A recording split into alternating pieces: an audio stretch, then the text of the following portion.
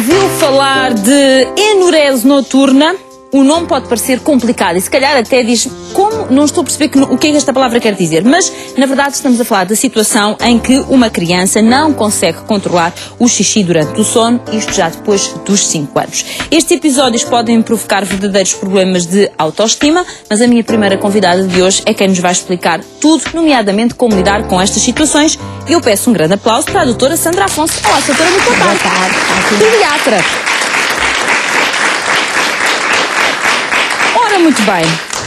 Doutora, vamos primeiro desmistificar. Quando nós falamos de enurese, ou seja, fazer xixi na cama, até que momento é que nós podemos dizer é normal, e quando é que nós temos que começar a ficar preocupados? Exatamente. Então é assim, o termo enurese, que é o termo que nós usamos, é quando há a perda involuntária da urina, pelo menos 2 vezes por semana e acima dos 5 anos de idade.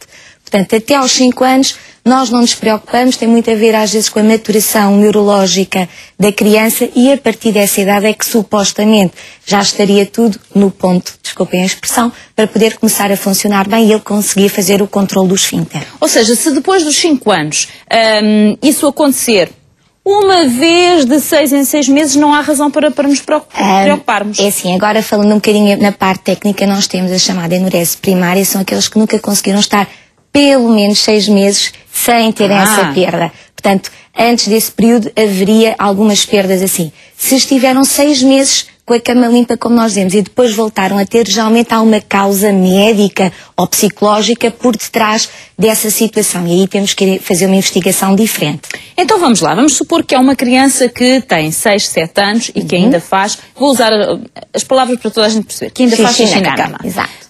O que é que eu, como mãe, devo fazer? Pronto, primeiro que tudo é tentar perceber se está também preocupada com a situação ou não, porque há muita enurese, tem uma certa predisposição familiar. É muito habitual na família, quer sejam familiares diretos, os próprios pais, ou tios, primos, que tenham também sofrido disso. E, portanto, há mais tendência para a criança sofrer? Existe assim, quando um dos pais que teve essa situação, aumenta o risco em 40% nos filhos. Se forem os dois, em 70%. Portanto, há uma grande predisposição familiar. E muitos pais encaram isso, eles próprios tiveram e depois acabaram por se resolver, nem o encaram como um problema. É uma situação, uma característica quase da família e nem revelam isso. Se nós não perguntarmos diretamente, não são eles que espontaneamente na consulta o dizem. Exatamente, portanto faz parte da nossa consulta de pediatria habitual geral perguntarmos se as noites já estão a ser secas, já não há essas perdas. Então, só para rematar o que a doutora estava a dizer, mesmo que seja uma situação habitual na família, se a partir dos 5 anos este quadro se mantém, há que neste caso começar a prestar mais atenção. Há principalmente por causa da própria criança. É assim, é lógico que a mim pode não me fazer diferença, porque se calhar eu tenho um grande apoio, se calhar eu não sou convidada para ir para lado nenhum, se calhar sou tímida, nem sequer quero falar nisto, e quanto menos falar, menos me atinge. Há outras crianças que têm até umas vidas sociais e que começam cada vez com elas mais cedo a ser convidada para ir dormir à casa da amiga, porque frequentam os escuteiros e têm acampamentos, etc. E, portanto, têm necessidade de passar noites fora e, por este problema e com a vergonha que sentem, negam sair e, portanto, não só começa-lhes a afetar às vezes a relação com os outros, como a sua autoestima de não poderem fazer o que querem porque não se sentem bem consigo próprios. Isso é uma situação que se calhar nem sempre é devidamente avaliada quer pelos pais, os avós e até os educadores, ou seja, é as consequências que isto depois tem a nível da vida da criança. Mas já lá vamos para detalhar isto com pormenor. Estava então seguindo o raciocínio. Estava a doutora a dizer, esta situação, se mantiver depois dos 5 anos, primeiro pensar se realmente é uma fonte de preocupação e depois levá-lo ao pediatra será o caminho certo, doutora? Exatamente, porque assim, para se fazer prevenção não há. Como disse, portanto, a causa muitas vezes é hereditária, existem algumas infecções urinárias, que isso é normal, uma pessoa ter que fazer um despiste, mas quando é assim, geralmente é da tal secundária, ela até teve algum tempo sem molhar a cama e depois voltou. Ou quando pode ser também uma causa psicológica, portanto, secundária. acontecimentos mais traumáticos ou mais importantes na vida da criança. O nascimento do irmão, o divórcio dos pais, a perda de alguém. Exatamente. Isso são situações, até às vezes o ir ingressar numa escola nova. Isso muita gente são situações que geram em algum período essas perdas. Mas pronto, uma pessoa identifica, consegue as corrigir e é ultrapassável. Quando nada disso acontece. Portanto, foi aquela criança que nunca deixou de estar 6 meses sem fazer na cama. E, portanto, que é que nós chamamos de enurese monossintomática, portanto, só há este sintoma, então nós temos que ir ver um bocadinho. Muitas vezes está também relacionado com uma certa imaturidade da criança. Portanto, há um certo atraso na maturação neurobiológica. Portanto, a bexiga ainda não há uma coordenação na informação entre a parte neurológica e a parte vesical para fazer esse controle da bexiga. E podem-se ir fazendo algumas medidas comportamentais, não são de prevenção, mas são no fundo o primeiro passo, o primeiro degrau na marcha do tratamento, ou pelo menos do acompanhamento da enurese. Explique-nos que medidas é que são essas comportamentais que nós pais queremos saber, não é? Uma das mais importantes é não culpar a criança, não zangar-se. Isto, como eu disse, é uma perda involuntária. Eles não o Antigamente, fazem. como a doutora sabe, era um bocadinho duro. Hoje em dia os pais já estão mais sensibilizados, mas há uns tempos era castigos fortíssimos às vezes para as crianças porque fizeram xixi na cama, às vezes exposição à janela, do lençol molhado. Pronto. Primeiro que tudo não, como eu disse, isto é uma perda involuntária, portanto eles não têm a consciência que o fazem e o mais importante, portanto, é não castigar, dizer que compreende, mas envolvê-los na situação. Também não é dizer, ok, fizeste, olha, ficas aqui num cantinho enquanto eu trato tudo e a seguir voltas para a cama. Não. Por exemplo, é ir ajudar a criança a ir-se mudar de roupa, a ter um pijama para mudar, poder até ter que tomar logo o banho quando às vezes as perdas são muito grandes, ajudar a mudar os lençóis, portanto, também para ela ter consciência de que aquilo tem algumas consequências, mas que ninguém está zangado com ele. É uma situação a criança a participar, no fundo, ajudar nestas pequenas coisas, porque ele aí sente que é compreendido, mas que ele, como não quer também voltar a passar por aquilo, vai fazer ele próprio um esforço para não ter que passar pela situação. Uma outra coisa que é muito importante é não usar as fraldas. Cada vez mais até temos fraldas disponíveis para miúdos com muitos quilos e assim. Isso é um regressar, no fundo, como eu estou a ver. É um alimentar desta situação. É um alimentar, no fundo é dar muitos paraquedas à criança. Isto é, como eu disse, a parte da maturação é muito importante e geralmente eles têm a ver com isso. Mas se eu puser lá um paraquedas, ela diz, mesmo que eu tenha uma perda, estou protegida e, portanto, não tenho que fazer esforço nenhum, não têm que fazer esta tal etapa, esta escada assim. E, portanto, acabam por não se esforçarem, nem eles nem os pais. É mais prático para os pais, é chato no inverno, mudar os lençóis, às vezes ter 2 ou 3 mudas por noite, porque às vezes acontece, não é só uma perda, pode acontecer várias, mas se usarem as fraldas até durante muito mais tarde, a situação vai ocorrer. E outra situação que normalmente já os pais costumam fazer por norma, mas que é de realçar, é o esvaziar sempre a bexiga antes de ir para a cama. Isto é, o famoso ir fazer xixi antes de se deitar. Exatamente. E quando eles já são acima dos 5, 6, mas que ainda acontece muito, eles não precisam beber leitinho à noite antes de ir para a cama. Não lhes dêem aquele copinho ou às vezes outras coisas antes de ir para a cama, porque eles depois querem mesmo para adormecer, portanto não se levantam para ir fazer. Portanto, eu estou a rir porque há pais que as crianças já têm 5, 6 anos e continuam a alimentar, quer dizer, como eu costumo dizer na brincadeira, já quase a criança na faculdade ainda leva com o biberãozinho. Exatamente, pronto, eu já nem falei nisso, só dizia isso. A doutora queria dizer isso, a história do biberãozinho fora do tempo, não é? Exatamente. Ou seja, o que também está de alguma forma a dizer é, se não houver esta ingestão do leite ou do que quer que seja, que na verdade se jantaram bem não precisam,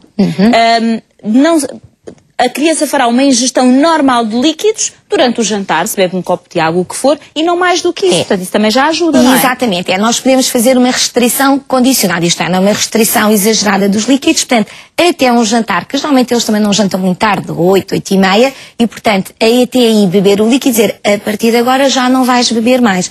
Por exemplo, no verão, na situação que estamos, é um bocadinho complicado, porque está calor, e eles às vezes andam na brincadeira e suam e ficam com mais sede. Mas pronto, é importante sempre que vão para a cama fazerem. E depois uma outra coisa que os pais podem fazer, que o normal é, as crianças, se calhar entre as 9 e as 10, de um modo geral, estão na cama. E os pais só mais tarde é que vão, meia-noite ou 11 e tal. E nessa altura acordarem-nos para irem fazer uma nova micção. Fazerem novamente um xixi da cama. Exatamente. E têm que ser acordados, não irem a dormir. Porquê? Porque lá está, se eu for a dormir, eu esvazio, desculpem a comparação, eu esvazio o copo. Mas não há uma consciência, não estou a ensinar ao meu sistema nervoso que quando eu tenho esta sensação de bexiga cheia, ele tem que despertar para ir fazer. Ou seja, estou a ensinar que mesmo estando a dormir, posso esvaziar à vontade, se for na caminha, na caminha. Exatamente, portanto, se eu for acordada, para ir lá, começo a fazer esta associação. Tenho esta sensação de bexiga cheia. Quando isto acontece, eu tenho que despertar para ir esvaziar. E, portanto, durante algum tempo são os pais que fazem esta micção, mas muitas vezes depois são as próprias crianças quando têm essa necessidade. E vamos lá ver, não há nenhum problema de estar a acordar a criança a meio do seu sono, umas horas depois do seu sono, porque muitas vezes os pais realmente deitam-nos cedinho e depois às vezes deitam-se, sei lá, à meia-noite e tal. Não há problema esta interrupção de sono? É assim, de um modo geral, quando as crianças não têm graves problemas de sono, não, conseguem voltar a adormecer. Exatamente. Quando já são crianças que têm perturbações do sono, às vezes é complicado porque eles dizem, depois de acordar, custa muito voltar a adormecer. Lá está, depois aí temos que ver caso a caso e ponderar qual é que é a situação mais experimental ou mais e que nós queremos resolver primeiro naquela criança. Sim, porque às vezes é uma situação que no fundo é transitória, não é? É ajudar o filho a ultrapassar esta dificuldade e depois ir para outra. Exatamente. Muito bem. Já vamos falar com a doutora Sandra Afonso sobre tratamentos, porque obviamente estamos aqui a falar de várias coisas, mas para muitos pais, a esta hora a pergunta é: e o que é que eu posso fazer? Já lá iremos. Agora, quero recordar todos os nossos espectadores. Ora bem, doutor, antes de irmos para os tratamentos, queria perceber o seguinte: se esta situação acontecer, por exemplo, numa criança que tem 6, 7, às vezes mais tarde até, há casos de crianças, enfim, que são mais velhinhas, qual deve ser a postura dos pais, além de não ralharem, obviamente, além de porem a criança a ajudar nas tarefas de mudar a cama, de se mudarem, deve haver uma conversa com a criança, este assunto deve ser falado naturalmente entre os pais e a criança, ou... Não, deve ser falado. E como até muitas vezes há a história familiar, até dizer que o pai, ou o tio, ou o avô já viveu o mesmo. Exatamente, portanto, que compreende e sabe o que é que ele está a passar. Muitas vezes deve, na primeira abordagem, ficar mais limitada ao seio familiar. Isto é, aos pais e irmão, eventualmente, se existir, não falar já diretamente com os tios, com os primos. Porquê? Porque a criança, nós temos que perceber se a criança está confortável e diz, ok, olha, eu sou desta família, tenho uma característica igual e não me ralo muito, ou tudo bem, a vocês aconteceu, mas eu é que estou agora a passar por isto e é a mim que me está a afetar. Pronto. E, portanto, quando é mais nessa situação, nós devemos respeitar e não andar a falar sobre isso Ou seja, não espalhar a notícia, porque depois acaba por magoar principalmente até na escola, porque às vezes os pais... como estava a dizer, antigamente regalhavam muito e uma das coisas frequentes era: olha que eu vou lá dizer na escola, se não te portas bem, eu vou dizer à tua professora que tu fizeste. E isto é uma desgraça porque eles levam um bocado à letra e depois acontece às vezes as pessoas, os miúdos nem quererem ir para a escola com vergonha. Será que eles vão saber que eu fiz? Será que o meu pai ou a minha mãe disse? E portanto Ou seja, acaba por afetar a própria capacidade de concentração da criança na escola. Não só porque muitas vezes foi despertado várias vezes e acabou por não ter um sono tão reparador, como, por exemplo, ele está a pensar nisso. E agora? E será que também vai acontecer durante o dia? E se eu tiver vontade de fazer xixi, posso ir ou não posso ir? E, portanto, acabam às vezes por também estar distraídos com estas situações. Bom, exatamente. Vamos a soluções. Com estas situações. Bom, exatamente. Vamos a soluções, doutora. Que soluções é que existem para esta questão? Uma delas, que passa também um pouco na fase primária, é fazer o reforço positivo. Isto é, eles gostam muito, nós chamamos de fazer os calendários das noites secas e chamamos assim já das noites secas. Pode ser um sol e uma lua, um smile, umas kitties todas cor-de-rosa para as meninas, portanto, dependendo um pouco da idade com isso. E, portanto, fazer ao longo do mês, porque cada vez que eles vão vendo característica do bom, que mais vão fazendo um esforço eles próprios para fazerem. Pronto, isto é para os estimular. É para os estimular e fazer. Sempre que houver o reforço positivo, não é necessário ter que dar uma compensação ou uma física ou um objeto, mas, por exemplo, dizer, boa, tu hoje portaste bem, conseguiste, olha, se calhar até podes ficar a ver um bocadinho mais televisão, que é o teu reforço. Portanto, tudo o que seja um reforço positivo de quando tem uma noite seca. Não quer dizer quando tem a molhada que tenha que castigar, não. É só, olha, paciência, hoje já não foi tão bom. Tão bem. Pronto, e ficar por aqui. Pronto. E depois, quando é que nós devemos tratar? É um bocadinho na sequência daquilo que é, principalmente quando a família e a criança o quer. Porque se a criança ainda for tão imatura que não está para aí virá-la, é que não adianta nós começarmos a fazer, tirando estas medidas bases, porque depois ele não vai aderir a nada, não vai estar motivado e, portanto, vamos ter uma falência terapêutica na certa. Quando realmente começa a interferir na sua autoestima, na sua sociabilização ou até na dinâmica familiar, porque muitas vezes há pais que querem ir de férias com os miúdos. Eu estava a pensar nisso nesta altura. Mesmo até para hotéis. E agora, o que é que eu faço? Levo um resguardo? Levo uma toalha? Levo por causa de familiares, quer dizer, ou levam uma mala só com lençóis para mudar, ou exatamente. A pedir ao familiar para mudar a cama é um bocadinho aborrecido. Exatamente. Portanto, nós temos toda a família, e inclusive a criança, estar motivada para a terapêutica. Pronto. E o que usamos mais frequentemente, agora vou ter que dizer um termo técnico, que é a chamada hormona antidiurética. Pronto, pelo próprio nome, quer dizer antidiurético. Portanto, é administrado sob a forma de uns comprimidos que são orodepressivos, portanto, liofilizados, põe-se debaixo da língua para desfazer, e que vão produzir a hormona antidiurética. Portanto, vão reduzir o fluxo, a quantidade de volume urinário que é produzido durante a noite. Porque nestas crianças, muitas vezes, esta hormona que todos nós temos e que à noite costuma haver um pico, e portanto reduz isso, eles podem não ter esse pico. E portanto a quantidade de urina que eles produzem é igual à diurna e por isso acabam por ter as perdas. Neste caso nós estamos a induzir a fazer com que o próprio organismo deles tenha aquele pico. E, exatamente, e diminua a concentração. Pronto. E, portanto, daí já esta é uma solução. Esta é uma solução que é usada durante 3 meses e depois reduz um bocadinho e faz a chamada janela terapêutica, interrompe-se uma semana para experimentar. Uma outra, quando esta não funciona, apesar que esta tem uma eficácia de cerca de 70%, mas pode haver 10 a 15% depois de recidivas quando se interrompe a medicação, que é o uso de alarmes. Pronto. Alarmes. Que alarmes? Que alarmes? São os dispositivos que se colocam geralmente ou na cama ou até junto à calça de pijama ou de calção, né, da criança a dormir, e que à primeiras gotinhas de urina que seja, aquele alarme, portanto, começa a fazer um alarme sonoro. E, portanto, a criança acorda. Ai, querido, mas isso não é traumatizante, doutora? Se a criança está a dormir, de repente acorda com um alarme. Lá está. Depende das idades. Geralmente a gente começa sempre pelos primeiros com os comprimidos e quando há a falência tenta-se isto. Para além de que há outras crianças que têm um sono tão pesado que acordam os pais, acordam os vizinhos, mas a criança não.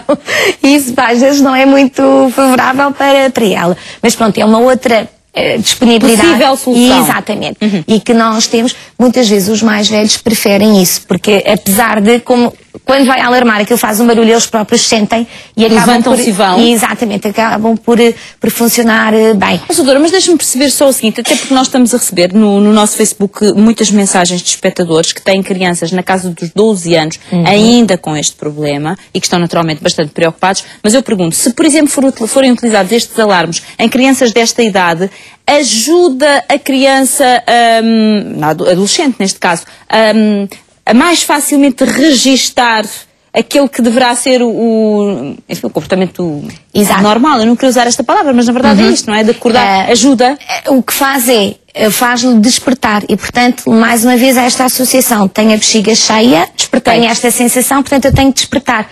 O modo como despertar, já que eu não fiz sozinho, foi através do alarme. E já agora, Fátima, deixa-me só dizer, como estava até a dizer, 2 crianças com 10, 12 anos.